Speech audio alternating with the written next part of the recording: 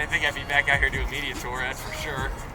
But the championship, I could have called it, but I wouldn't have called it being here right now. Okay, Joey, so pretty fitting for you to be our champion because we started here for the 2022 season with you doing a burnout right down there. Great work, man. Awesome. Burn it down, Logano. We put a racetrack in the middle of this Coliseum, and now here we are back celebrating your championship. So how fitting does it feel to walk back in here to the Los Angeles Memorial Coliseum? It is, it's pretty, I've never actually been in the Coliseum where there wasn't a racetrack. Oh, really? Which is kind of Welcome funny back. to think about it. It's probably the opposite for most. So definitely looks a little different without the track. Kind of crazy to think that they're going to be able to do all that again and the amount of work it takes. But what a huge success the season was. But starting it here in the Clash in the Coliseum, just nuts, right? We all thought it was kind of crazy when it first came out. Like, we're really going to race in this little stadium. But what a huge event it really was. And I always remember I sat over here for one of the last chance races, and the place was electric. People were yelling and screaming, and you could hear the people over the race cars, which is really saying something. So it was really cool.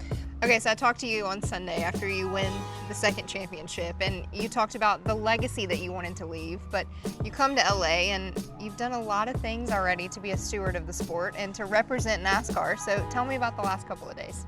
Well, they've been pretty packed with a lot of different things. We had a good time, so after I saw you Sunday night, we went and had a little more fun Sunday night. And so didn't really sleep much yesterday, but we came out here, did a little bit of media stuff, went to a Clippers game last night, which was really cool. I never sat like courtside before at a basketball game. I saw the photos. It was awesome. So we had a lot of fun watching that. I heard you stay till the buzzer. Yeah, absolutely, I stayed right to the end. Yeah, you have it. to. It's like a once-in-a-lifetime thing to sit that close. So I thought it was cool. I enjoyed it, and then I actually slept last night, which is amazing. I feel like $1 million today. And now I'm talking to you, and we got a bunch more media to do, and I go home tonight. We have a lot to celebrate this offseason. A lot of work to be done, though. Did I have my name on the trophy already? No. That's who you want to surround yourself with, is just people that win. And eventually you become a winner too, right? I got the CZs on this thing right now, the CZs. First automobile race here? Has there ever been an automobile race in here? Yeah. There has? Well, not then, but also. Well, I knew that. They won. Oh. Walk me through the celebration Sunday night. Just water, right? It wasn't, Lots of we water. really weren't that, I'm not that crazy of a Come person. on. I knew I had to wake up early the next morning, so I didn't get crazy. Now some others may have.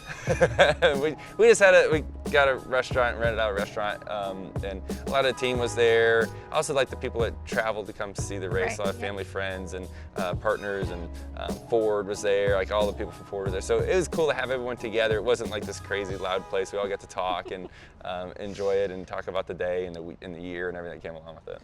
Okay, so we go back home now, and I know we have some time off. We get to enjoy the family and the friends and kind of take some time away from a stock car. But then we re-rack it, and we're here in 80-something days. So do you feel more prepared now for 2023, knowing that you guys were probably the driver that figured out this car the most? Yeah, well, not yet. I mean, we just got done, so give me a second. You know, it was the other day I saw it was like 90 days to the Clash or whatever. I'm like, you're come welcome. on, we haven't even finished the year yet. Like, give me a chance.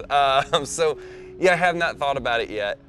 We're going to take a couple weeks to enjoy this, but I do think, you know, we'll be back at it here in a few weeks, thinking about the Clash, thinking about Daytona, how we can be better as a team.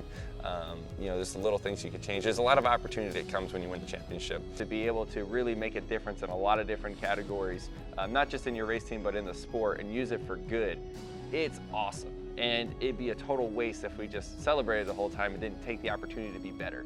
You have you got the power to do like a lot. Yeah. And whether that's for the sport, whether it's for your race team, and really move the ball forward. So not only you want to celebrate the championship, but you want to use the championship for good and do something big with it. So I haven't got the game plan put together yet. It's only been a couple days. I have, like I said, only slept one night so far. So I got to take some time to really put a plan together. Well, we obviously know that not just the celebration and not just the bragging rights and the trophy, but a lot of responsibility comes with being the NASCAR Cup Series champion. So what does the responsibility feel like on the shoulders of Joey Logano? I mean, I don't know if it feels like that so much. I mean, I've always kind of wanted to leave the sport in better shape than it was when I got here. Because that's what everyone's done for us, right? For all of us, whether you're in the media or you're a fan or whatever, or you're a driver, whatever it may be, there's been people that have always tried to progress our sport. And you know, when you're the champion, yeah, you're representing the sport, and there's a little bit of added pressure to do it correctly, but just because you're the champion doesn't mean that's the only time you should do that. I always felt like that's the true Hall of Famer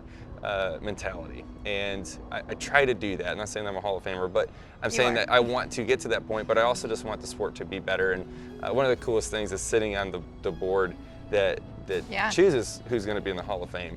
And it's one of the coolest things about winning the championship, if you ask me, because you're in there, it's just a bunch of people that have been in the sport for a very, very long time, highly opinionated people, by the way. And it's neat to hear the discussion on why they think someone should be in, and not just the stats, but the human that they are. And I think that's really cool. Do you get 2 votes now? 2 chairs, 2 pins? I don't 2 think something? so. I don't think so. Darn. But I'll probably have a louder voice this time. Okay. What's the goal for 2023? 3 and 23. There we go. 22 and 22, that worked. 3 and 23 just makes sense as well. I like it. That's it. Congratulations. Thank you. We're coming back. I can't wait. It's awesome here. The racing's spectacular. If you're around here or you want to travel to a cool race, this is a cool one to see. See you guys.